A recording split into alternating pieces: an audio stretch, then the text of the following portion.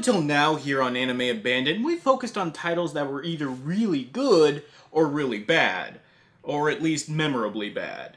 But today we're breaking the mold and focusing on a title that's hard to pin down. It could be said that Kite, and yes, it is pronounced Kite, not Kite, is one of the more surprisingly influential anime to hit the US, though it's generally not brought up when discussing the subject of influential anime. It's not nearly as well known as Cowboy Bebop or Akira, and the impression that it left is subtle at best.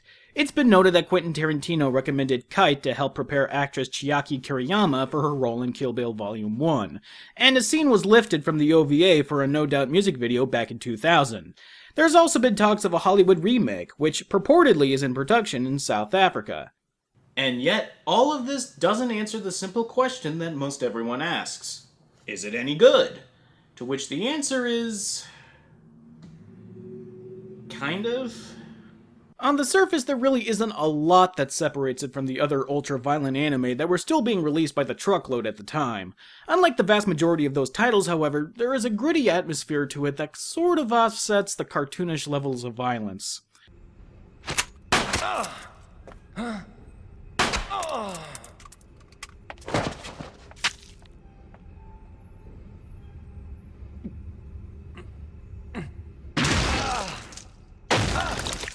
Barely. Some critics and fans alike read a deeper examination of the human condition in Kite, but if you ask me, it's kind of hard to think about that when the only thought running through your head is, oh, snap! Not to say that you can't create a meaningful and enriching story that centers around violence, as Shinro more than proves, but there's a fine line between the examination of brutality and exploiting it. While Shinro is quite violent, the violence was used as a means to display power and authority. In Kite, it's used to show off the animation budget. Again, don't get me wrong, I can enjoy mindless action and violence same as the next guy, and that's why I can't call Kite bad by any stretch of the definition. But at the same time, well, let's take a look. The story centers around Sawa, an assassin who works under a corrupt police investigator named Akai. Her duties include carrying out hits given to her by Akai, and basically be his fuck doll whenever the mood strikes him. Come here, Sawa. I'm not in the mood. And much like your typical 90s OVA, the gratuitous violence is balanced by gratuitous sex. By now we've established that this is standard for the WHAT IS THAT?! I know you didn't see what I saw, but that was a dick. That was actual penetration. What the hell is this rated anyway? Oh. Yep, this is technically a porno. Actually, to be more precise, this particular cut of Kite has pornographic scenes. The most common versions out there omit these particular scenes, and if you didn't know any better, you wouldn't catch on to the fact that some of these scenes were cut in the first place, mainly because the fuck scenes are so lumped into the story and are spread out so thinly that they might as well not be there at all. I know that your everyday porno out there has their sex scenes lumped into their plot as well, but your everyday porno doesn't care about the story that they're trying to tell, whereas Kite obviously does. This is one of the most confusing aspects of Kite. I truly do not understand why these fuck scenes are here in the first place, as they're not enough for them to be used for, well, their intended for purpose. One could say that they were meant to characterize Akai as the scum-sucking, heartless asshole that he is, but I would say that Kite already does that perfectly well. I'm Ms. Nakajima for Channel Nicely 6, done. Evening Edition. I can't stop thinking about that old lady. People die every day. Like I said, I'm certainly no prude, and I'm not going to turn down porn, but there's a time and place for it, and now and here is neither the time nor the place. Now that I got that off my chest, let's get back to the exploding bullets and puking.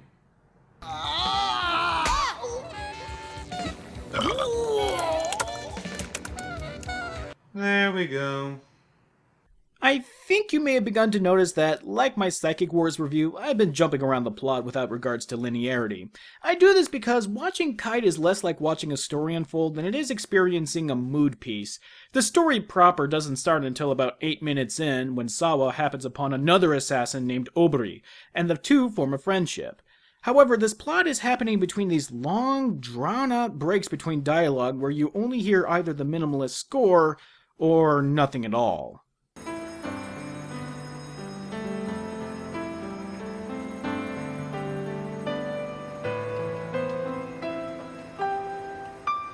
I believe the intent was to hang a heavy and somber atmosphere over the story, and to Kite's credit, it's used more effectively than not. But it's hard to let the mood affect you when you sandwich scenes like that with scenes like this. The lead up is that Sawa is tapped to take out a target, but the whole thing goes tits up pretty fast, and she's forced to fight guards in an extended fight sequence that climaxes with one of the guards tackling her out of the building, and both plummet through layers of concrete, asphalt, and a tanker truck, followed by a broken neon sign that falls onto the tanker, which causes a huge explosion that sends Sawa flying through the air like Buck Rogers going through time, only for Sawa to emerge pretty well off, all things considered. When the fuck did a story about a girl assassin and her dirty cop rapist turn into an episode of the Looney Tunes? Oh, and by the way, during the time in which Sawa was falling, they cut to an office couple fucking for no reason. Sir, what if someone catches us? But that's what makes it so exciting! Normally, I wouldn't care so much about the physics-bending action scenes or the Frank Miller level of pain and suffering that these characters can shirk off, but when Kite reins in the admittedly impressive action scenes to delve back into the serious-minded character moments, it completely ruins the tone that the story tries to create. You could be an uncompromising, gritty crime drama, or you could be a mindless, gory action fest. But both?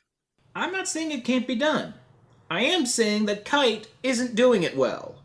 And it's not like the dissonance between the action scenes and the drama is the only thing that interrupts the tone, as even the dialogue has its moments where it abruptly shifts gears and takes the scene in a completely different direction. As Sawa and Obri get to know each other, Sawa relates the story of how her parents were murdered and that her earrings are creepy mementos of them. They look really beautiful on you. And mysterious. They were made from the blood of my parents. Awkward. In memory of my mother and father. They're lucky. Obri! Red flag! Get out of there before she sandpapers off her scrotum! Come on.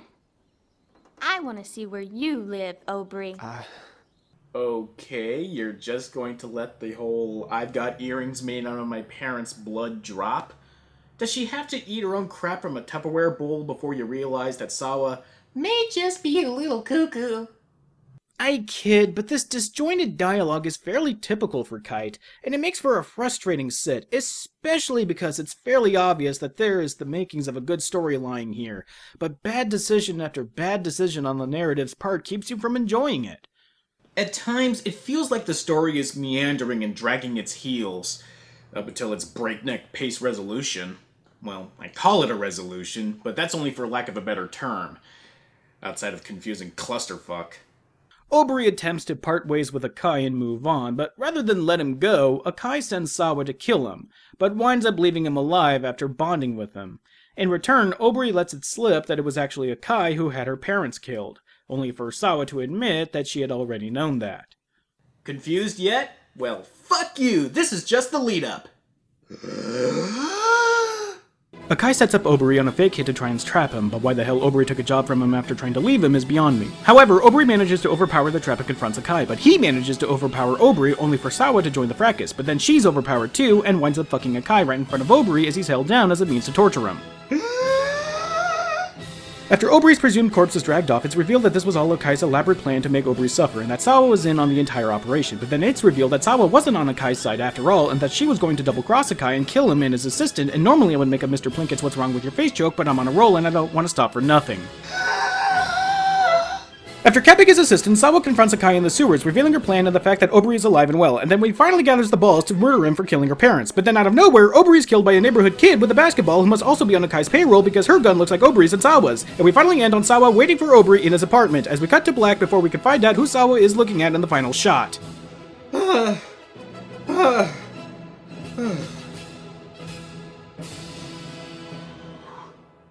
Kite is basically two 25-minute OVAs put together, so it's no wonder that so much of what happens is forced into such a short amount of time, with all of this double-crossing and pointless backstabbing. Still, even if this were a feature-length movie and the story was given ample time to spread this around, it still would feel needlessly convoluted. After everything is said and done, Akai just comes off as having way too much time on his hands, and Sawa comes out even worse. I mean, if Sawa knew that Akai killed her parents, why does she wait until now to kill him? I mean, couldn't she do this before all this confusing bullshit? The intent may have been that Oburi gives her the courage to confront Akai and exact her vengeance, but there's never any indication between their exchanges that Oburi gave her such resolve. So we wind up with a story that has no clear resolution, a confusing tone that can't quite decide what kind of story it's telling, and an equally confusing narrative that's content with aping shit at the viewer and hoping it sticks. So why don't I hate Kite as much as I think I should? Well, I think it boils down to the obvious effort that was thrown into the show, both in terms of production and narrative. Sure, the story is confusing and erratically paced, but you can tell that it is trying to tell a story, which is more than I could say for about half of the shows I've reviewed up until now. Plus, Kite can be enjoyed on a scene-by-scene basis, as some of the fight choreography and animation is top-notch, and the violence can be downright hysterical. Oh, you punk! I'm gonna blow you into pieces! The one in pieces is you, pig!